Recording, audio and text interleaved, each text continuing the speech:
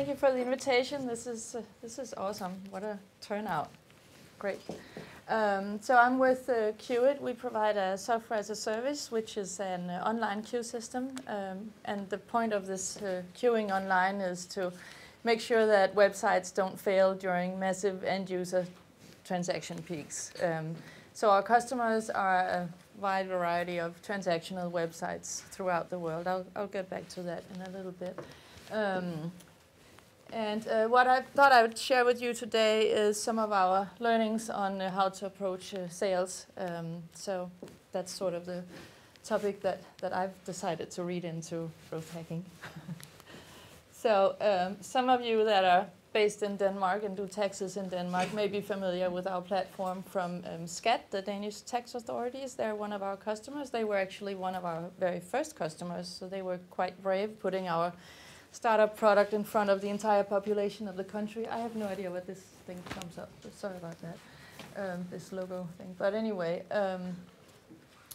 so this is an example of a use case for our system, and it's applied when the tax authorities release all the tax results for citizens in Denmark. And of course, people are quite keen to see how much money they owe the tax authorities, so they all rush to the site and wait for actually hours typically. So that's just to sort of familiarize yourself with the product and its use. And these are some of our customers. And what's interesting to us about this is that they're in a lot of different countries throughout the world on all continents, and they are in a few different industries. So our three main industries are online retail, so web shops, and it's I guess a subsegment of that would be ticketing specifically. They have a lot of peak situations because they tend to attract crowd for releases of popular concerts or sporting games, etc. And then various industries within the government sector. So that could be anything from the tax example I just showed you to education, meaning university sign-ups and course registrations, things like this, to more curious things such as hunters registering their annual game online. So there's a lot of use cases that we didn't even have the imagination to plan for when we invented the product. But anyway, this is good for us because it validates our market. And also, these companies are of very differing sizes. So we sell to enterprise customers. Examples would be EE, which is really large telephone company in the UK, or it could be Dixon's Retail, Toys R Us, and then we have some very small companies also, which is good because they're great in other ways that I'll share with you. So a lot of those are within typically the ticketing industry. They don't necessarily pay us a lot of money. Some of them don't even pay us anything, to be honest, but that's part of our strategy that I'm going to share with you today. So just a very, very brief snapshot of where Qt is today. The company has been operating almost 5 years now, and we have we're getting close to 1 billion users globally, actually, meaning end users, not customers, unfortunately. But still, a lot of people see our platform, which is really cool. And we have customers throughout the world on all continents, except the Arctic, of course. And we get our revenue mainly from export, which was also one of our initial goals, thinking this as a global company before day one of operation. So we have our second largest market is actually the US, which is something that we just passed that benchmark, which we're quite happy about. And we still operate everything from our Denmark headquarters. We're quite keen on continuing this, but we'll see where that goes. This is what I wanted to talk to you about, our international go-to-market model. So I guess what we've thought about from the very early days of building this platform is to have a sort of a built-in marketing engine, being the queue page that I showed you before, because when our customers have a queue and people end up in the queue, not everyone sees it, but a lot of people do, then they'll see a Qt branded page, and this is exposed to millions and millions of people throughout the world. So we generate leads from this to customers, because amongst the people that check their tax results, amongst the people that buy tickets for music festivals or Champions League finals or whatever people are interested in, there are going to be decision makers or influencers that are relevant for us to approach. And they see our branding and they see it in connection with a reference customer case, because they thought that they were going to visit Dixon's retail, but they ended up in the queue. So they see the connection there quite easily. And then one of the things that we really work on a continuous basis is to refine this journey from being in a queue that you didn't even realize you were going to be in to becoming a paying customer. And that is, of course, primarily done with online marketing efforts, but also in combination with something as trivial as trade shows.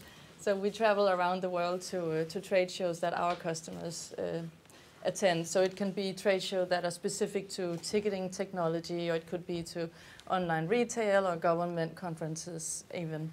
And we find that this is a good supplement to our online presence. So that's sort of what we do. Now the ticketing customers, I mentioned briefly before that a lot of them don't pay us a lot of money. So why do we keep saying ticketing? Well, that's because they're a really good bridgehead into new markets for us. So let me give you an example. About a little over a year ago, we had no customers in South America at all. And now they're our third biggest market as a combination of the main countries there. So things can happen really fast. How did we get started on that? Well, we got a free trial request on our website out of the blue from a festival, a music festival, I think, or maybe even I think it was actually a One Direction concert, some music type event in Chile.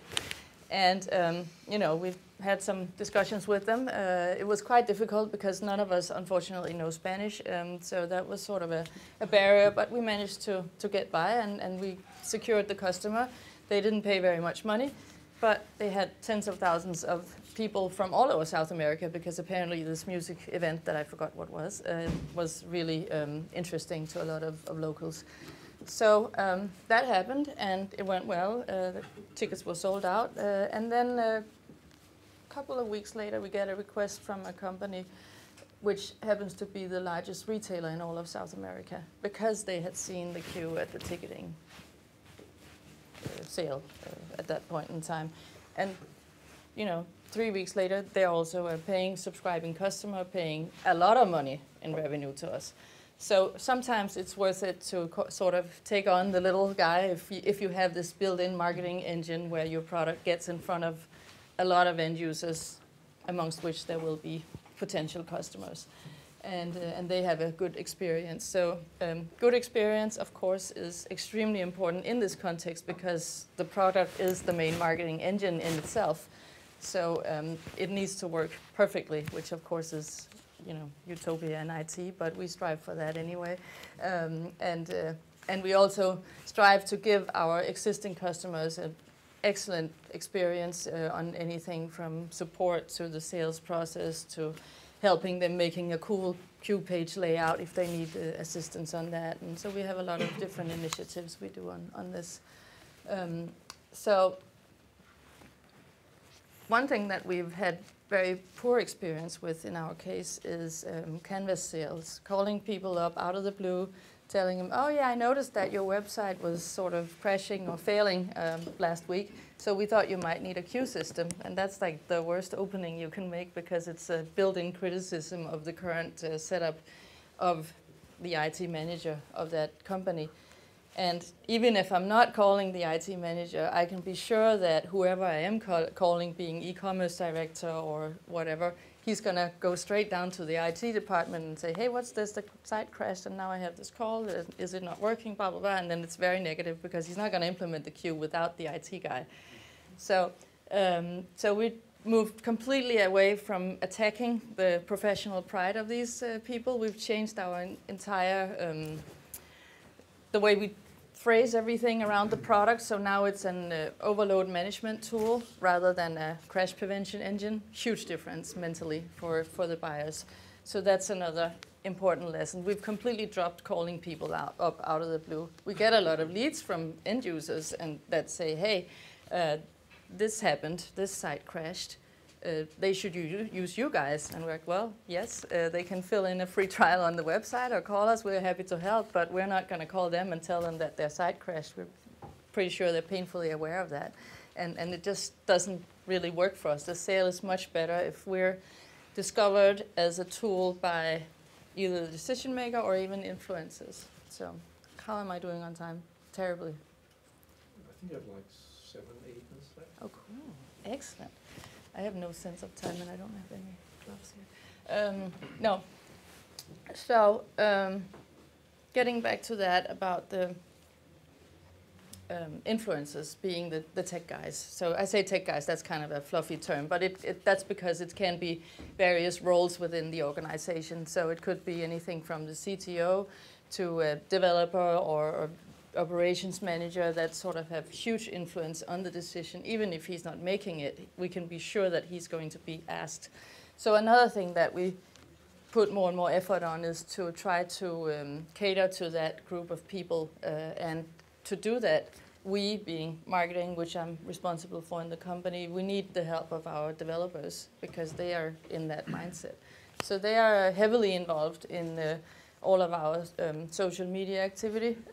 In the beginning, they were kind of alarmed by the request, I would say, because they thought that I don't have any friends, I don't have any followers, I don't want to have friends, I don't want to have followers, I really, it's okay. And then we started talking to them a little bit about, well, you know, what do you like to look at? And oh, we like videos. Okay, can we do videos? No, we can't do videos. I don't want to be in a video. Okay, but would you think that maybe we could do just a little video?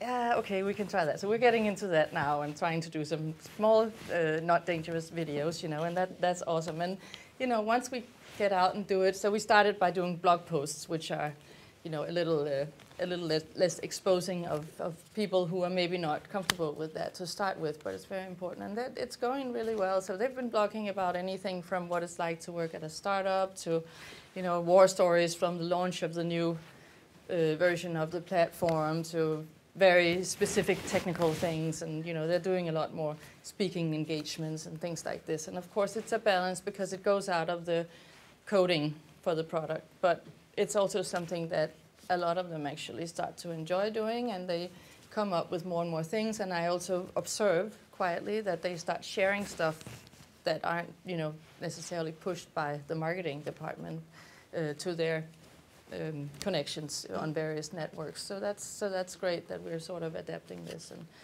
it needs to be something that comes out of passion, not out of you know, duty. So that's sort of the next journey that we're on now, to try to get even more of that going for us, because we just can see that discovering Qt as a tool is the way forward, and you know, refining this journey here is very efficient for us. So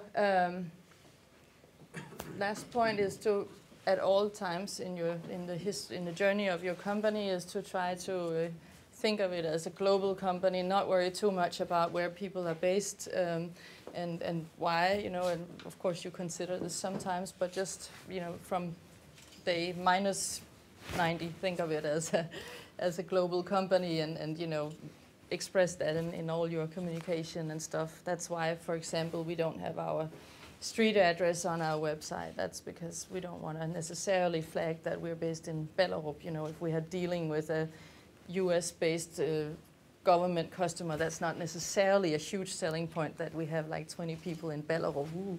So we kind of, we don't lie about it. If they ask, they get the truth, but you know, you don't have to push it before they even call you. That's also why we have, you'll see on our website, we have a number of phone numbers that people can contact us at.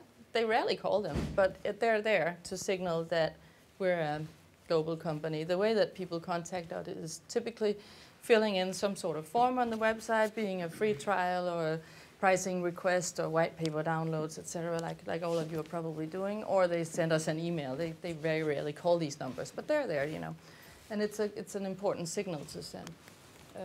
So that's worked for us. And then the last thing I want to share was just our modest ambition. These are my co-founders, Martin and Nils. and myself, and our shared ambition from day one has been to become the leading global platform for online queue execution, and that's something that is always in the back of our minds. I would like to encourage you to follow us if you like, and you can share our journey. And that's it, I think. Thank you. Hmm?